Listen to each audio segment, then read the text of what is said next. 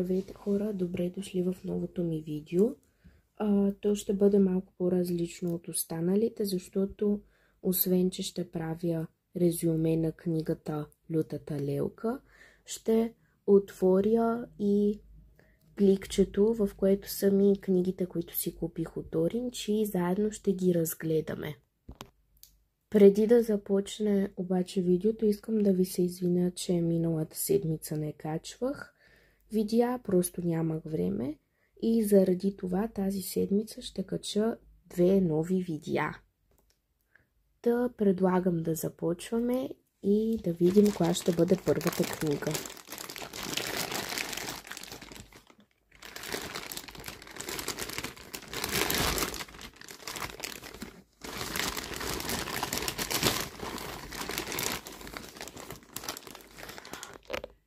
Първата книга е автобиографията на дядо Колета. Взех си я, защото според мен ще бъде много забавна и защото аз много обичам да чета автобиографии.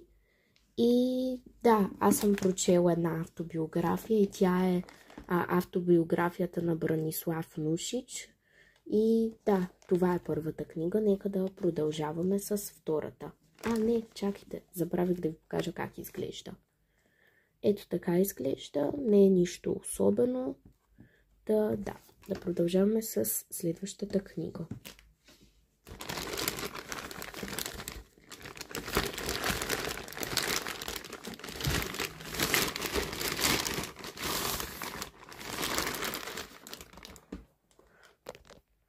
Това е книгата Класически коледни истории, която съдържа различни коледни истории, които са написани от различни много популярни автори.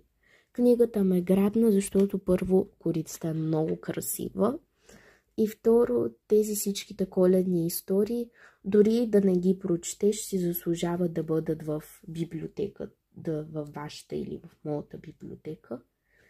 И да, това е книгата. Ето така изглежда отзад. Сега ще видите. И тя не е нищо особено. И да, това е. И сега предлагам да започнем с резюмето на книгата Лютата лелка. Книгата Лютата лелка е написана от Дейвид Уолямс. В нея се разказва за родителите на едно момиченце, които са загинали в катастрофа и съответно то остава да живее само в своята къща и за това идва неговата леля, която има свой домашен любимец сова. Тя много харесва къщата им и иска да я превземе, но момиченцето се опитва да я спре и за това прави много различни и много смешни номера, на които аз много се забавлявах. И ето така изглежда книгата отвътре. Да. Някой от номерата са и момиченцето и беше сложило барут в гащите и направо стана пълна какафония. Да, беше много смешно.